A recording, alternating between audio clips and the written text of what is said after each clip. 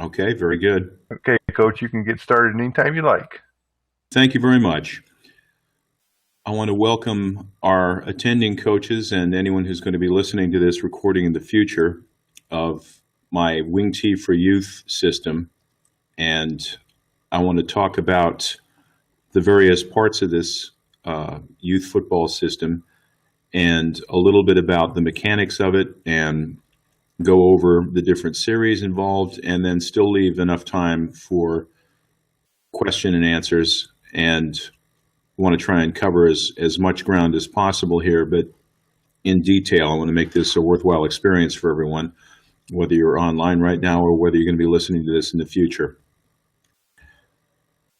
So, as with everything that I do, the presentation for this system is available at scribd.com. That's scribd.com/TEDC with no space.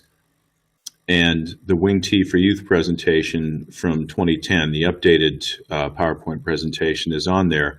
And the reason I tell you this is that it's free to download, and there is important information on the PowerPoint presentation that you're not going to be able to see on this, because I put a lot of information on each of the notes pages of each of the slides, and that's 38 slides, so that's a fair bit of additional information that you can get a hold of by going to the notes pages.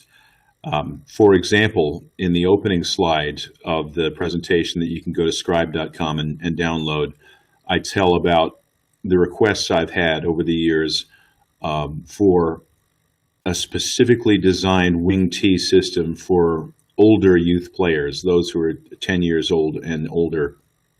This is not a system that I advocate for the 7 or the 8-year-olds.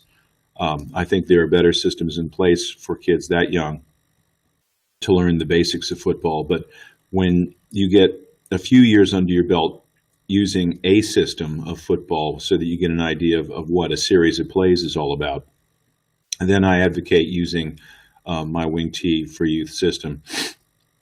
In fact, for those of you who have seen the A formation program that I did, that's what I am advocating using for the youngest kids, for the little guys, the bobbleheads, as we like to call them. It is series-based as well.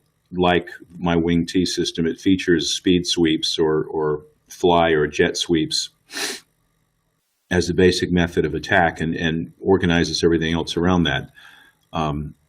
The A formation is not under center. It's a pistol-like system where there's a little bit of a shotgun snap involved, and I think that's, quite frankly, simpler for youth of younger ages to master.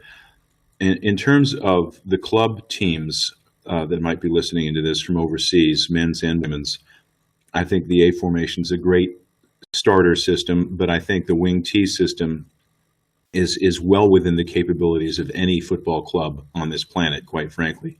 If you've got players that are sort of 10 years old or older, even if they haven't played the game before, the simple logic of this Wing T system, I think, makes it appropriate for just about everybody. And what I'm going to do is continue on here with this slide number 2. We want to use a couple of players being placed in motion. We want to sort of lead the defense in the direction that we're motioning. We want to make them think motion man, something's happening in that direction, and get the defense flowing one way. And then we want to be prepared to counter back against that on a regular basis. We only use one formation. We flip-flop it. It has 2 names depending on whether the tight end and the wingback are to the right, which we call red, or if to the left, which we call blue, which is BL for left. And we have a small repertoire of plays of, 15, 16 plays at the very most, and that's it. That's after you've sort of mastered my youth Wing T system. There are 3 series of plays. There's one sprint out passing series. There's one sort of classic Wing T fullback belly, fullback down series, which is the 80 series. There's the jet sweep series, which is the 20 series. And within each of these series, there are certain core plays that you want to establish first. And these are plays that you'll find yourself going back to over and over again in different situations. And the way the offense is organized, the counters and the other complementary plays in each series are supplemental to that core play. They build off of it. They take the basic threat of, the jet sweep or the belly play or the flood pass, and they wait for the defense to make adjustments to that, and then they attack those adjustments.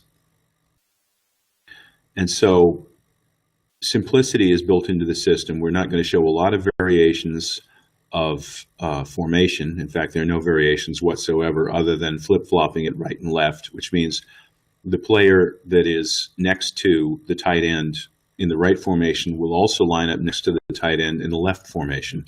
So, the guy who's the right tackle in red formation is the left tackle in the blue formation. It's just that simple.